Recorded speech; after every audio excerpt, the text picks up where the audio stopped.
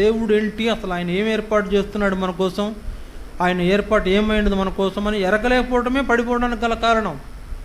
ఈ దినాల్లో అనేక మంది విశ్వాసులు ఇలా పడిపోతున్నారు, పతనం అయిపోతున్నారు. ఎట్లా అయిపోతున్నారు?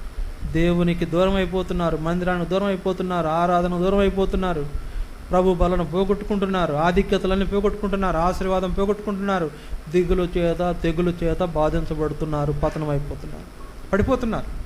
కనుక ఇలాంటి పరిస్థితి మన జీవితంలో సంభవించకుండా ఉండాలంటే మనం ఏం చేయాలంటే సమయాన్ని కనిపెట్టాలి, సమయమును కనిపెట్టాలి. అందుకే సమయమును పోనీయక సద్వినియోగం చేసుకోండి అని దేవుడు మాట్లాడుతున్నాడు. మీరు సమయమును పోనీక సద్వినియోగం చేసుకోండి.